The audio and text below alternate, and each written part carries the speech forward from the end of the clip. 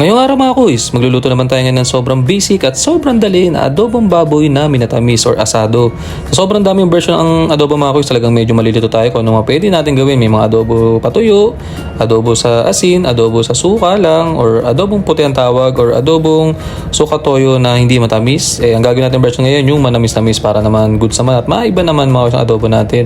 Sinimulan natin sa pagpapakulo ng mantika, nilagay na agad natin yung asukal na brown dyan or tinatawag na asukal na pula. Kaya ako ginawa ito mga kuys, parang gagawa tayo ng banana Q na para mas kumapit agad yung pinaka-asukal dito sa baboy. Pwede naman sa huli ilagay mga kuys, pero ito diskarte ng mga Chinese to mga kuys, talagang sinosotay muna nila yung asukal dun sa mantika para kapit na kapit, tsaka ang ganda ng kulay ng mga kuys. Ang gagawin natin dyan, semi-tusta natin yan mga kuys. Yan ang unay lang natin, hindi muna tayo maglalagay ng bawang at sibuyas yan. Ang gusto natin matusta yan. Maraming way dito mga kuys, pwedeng simulan nyo sa pagigisa. Yan mga kuys, yan. Ang itsura dapat ganyan na. Medyo malakas ang apoy natin dito kasi kailangan talaga halo lang tayo ng halo dyan mga kuys para hindi masunog. Kaskas lang tayo ng kaskas dyan mga kuys. Tapos mga kuys, pag ganyan ang kulay, pwede na natin lagay yung sibuyas, bawang at laurel. Kanya-kanyang version mga kuys sa adobo talaga dito, lalo sa Pilipinas, dahil ang adobo ay na-recognize as culinary symbol of the Philippines. Kumbaga pag sinabing adobo mga kuys, matik yan sa atin yan. So pero mga kuys, ang pinaka-base lang ang adobo ay suka, toyo at bawang, yun lang talaga. Pero sa sobrang tagal ng panahon mga kuys, talaga na-develop na natin adobo kung ano nung pinaglalagay natin dyan. Pero sa huli pa rin mga kuys, atin tong adobo, kung anong trip natin ilagay natin mga kuys. Tapos yan, naglagay tayo ng toyo, tapos konting kikuma na less salt. Yan mga kuys, ganun ang ginawa lang natin dito.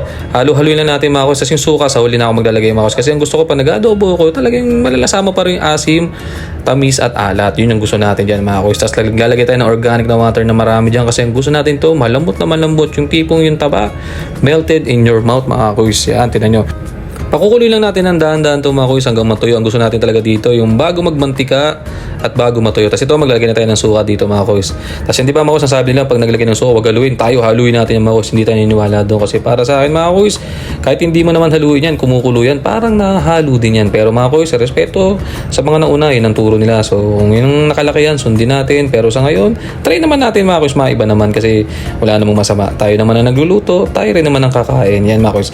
After mga ilang minutes mga kuys, yan, check lang tayo ng check dyan. Medyo hindi pa goods kasi may sabaw pa. Gusto natin dyan yung semi malapot na mga kuys, yung talagang halos pa wala na yung sabaw.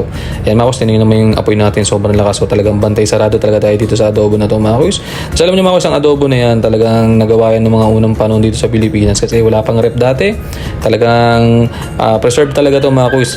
Usually talagang original talaga dito yung parang adobong puti lang. Talagang pag niluto nila yan kahit ilang araw mga kuys, hindi masisira yan mga kuys. Tapos yan mga kuys, try nyo rin tong version na to. Pero mga kuys, maraming version dito. Iba naglalagay ng pineapple juice, Sprite, Coke, o kung anumang soft drinks mga kuys. Goods na goods din yun mga kuys. Kasi gusto natin dito, patamisin na natin adobo. Yan mga kuys, nakagluto tayo ng sobrang basic at sobrang dali na adobong matamis. Tara mga kuys, kain. Salamat!